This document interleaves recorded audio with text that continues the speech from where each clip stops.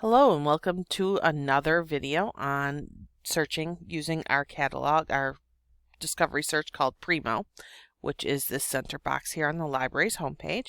Today I'm going to cover some of the advanced features in Primo. So we're going to start off with a search term and we're going to do Larkin Company, and we are just going to search.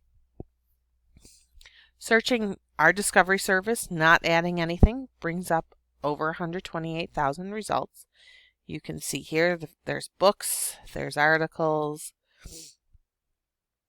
quite a few of them, and then there are some things which don't quite fit.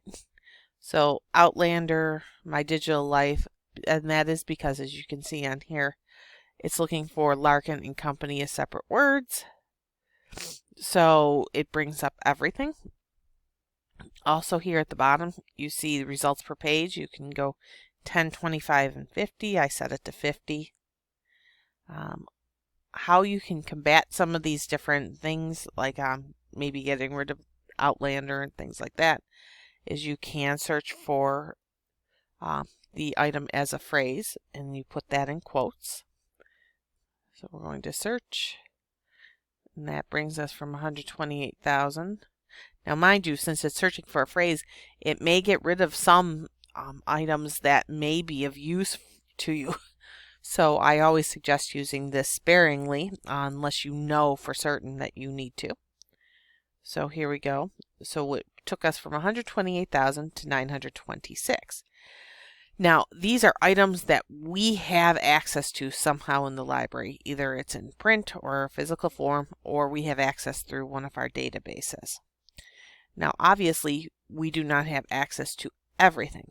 So I will show you how you can get to other items. One, before clicking any results, you can use the suggestions that come from either the databases or Primo. So I'm going to scroll down, and these are on articles. And I'm going to click on this second one. It takes us to this record. And you see here, it tells us, okay, it's within this database. So I'm going to click on that. And then within this database, and many but not all databases do this, they gave me a suggested related items. So these items may be of use to you. Somehow they match, their subjects match the subject with the item I'm looking for. We do not all have access to all of these. However, you can request things through Interlibrary Loan. So if you find one you want and you click on it and it says you do not have access to this, you can request it through Interlibrary Loan and we can get you access to that article. The other way is, let's see here. Let's see if this one works. Is using the suggestions that come from, let's go back. You can use the suggestions that come from Primo itself. So let's look at this one, from factory to family. I click on it and over here on the side, again, related reading. These are articles that we may have access to. So if you find one that sounds interesting, click on it, and we have access to it, it'll take you right to it. If we don't, hopefully you won't see a screen like that, but if we don't, you will see an Interlibrary Loan screen. Please request through Interlibrary Loan. So it will do one of two things. It'll either take you to it or it will take you to this one's taking us right to the article. So those related reading suggestions are very helpful, and I would suggest using them if you can. So how else can you get more items? Well, there's this under the tweak your results, this expand my results. I'm going to click on that. It will do the search again. And what this does is it looks beyond what we have access to other places. And these you can request through Interlibrary Loan. So you will get in your results both things we have access to and things we do not. So you just scroll through and you see there's the first one. Okay, we've seen those before. Oh, and here number 7, flexible architecture for evolving work practices. So we do not have access to it because it says no online access. but I'm going to click on the title. And here, again, we have suggestions, but you can request it through Interlibrary Loan. So you just click on that link and it will either cause you to log in, or since I've already been logged in, it's just going to take me right to it. And then it will ask you these. So it usually fills in the form.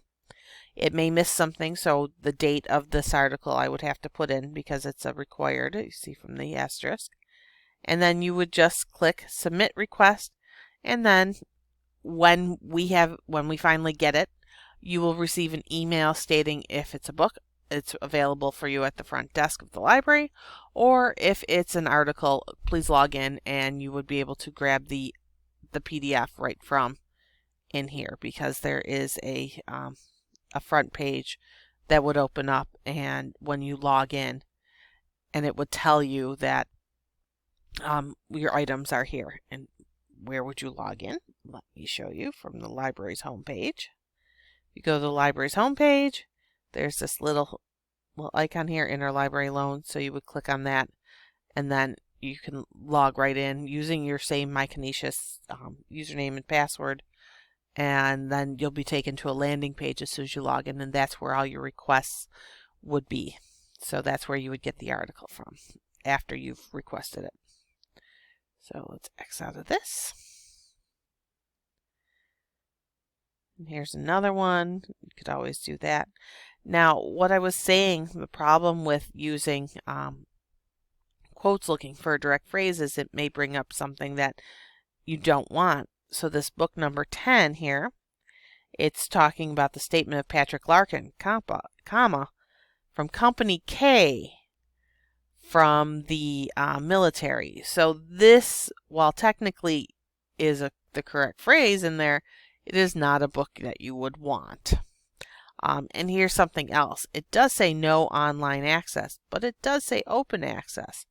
So if we click on it, it will tell us that we have it through Interlibrary Loan, but you can then Google the title and it should come up because it is an open access book. It's just not open access in any of the databases we have access to. So it is just something that lives somewhere in Google that you'd be able to find. And you can see here, so this one's in German, so maybe you're reading this and going, oh, I can't read this language, and I'm getting a lot of whatever in this language. So also on the side, under these facets, there's a language facet. There's subject, resource type, you can see the different types. Collection, the creation date, so the date of the whatever the source is. But how do you add or take things off? So hover over it, and if you see this red check with the line like this, you click on it and it will remove those from your search. You see now, no German. How do you just want to add something? Well, we're going to use language again because that's the easiest. On the left hand side there's a box, click on that, and then you just click apply filters. And so it will get rid of whatever you've red checked, and it will just keep whatever you've yellow checked in it. So according to this, all English, it has to be English. So this still does give us 1,400 results from here. And that's just using it in quotes. If you decide to take off the quotes and do the search, notice it kept, because I did not leave the screen or click do search, it kept my expand my results, and it brought me up to 197. Now it did, let's see, language, it did reset the languages, but it did keep this expand my results. So you can do the same thing again. Apply the filters. That doesn't bring it down too much, but if you are particular with some of these other ones, Availability only works basically if you are looking for online resources. If you want anything print or physical from the library, this is nothing that you want. And new records are for staff. But if you want a specific journal title, that's in here. If you were like, oh, creation date, well, I only want, things from Larkin's time period. So I'm just going to do 1900. Oops, not 2900.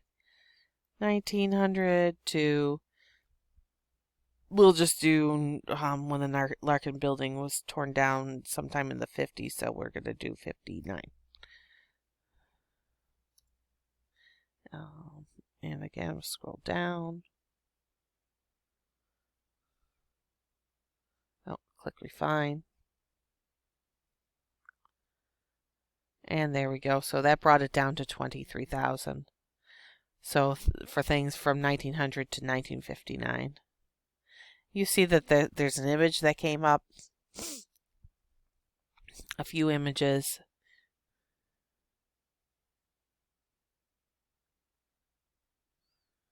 So you could always request it through Interlibrary Loan.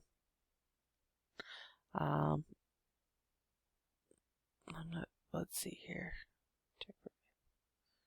Request Interlibrary Loan. That's an interesting image. Images could be difficult to get if you needed to. I mean, it's also a possibility you could Google this title then, because it may be coming from like the Library of Congress. Images don't usually show up in a search. It looks like we are getting some things from, yes, this one's a Larkin wooden box for Larkin Company. So there are definitely different sort of things in here.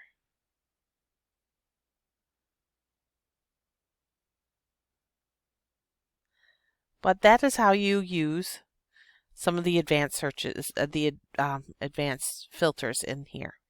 One last thing before I end this video is there is an advanced search. I'm going to click on this. This advanced search takes, let me just refresh, this advanced search you can limit to either course reserves, just the library catalog, so items that are physically within the library, or you can search everything. You could see here that it opens up to a similar thing. You just choose your field if you want, or leave it on any field for keywords, and you could put the information in here, and then you would just search. So if you have any questions, you can always give us a call at 716-888-8411 or email the library at library.canisius.edu. But I hope this has been helpful, and have a good day.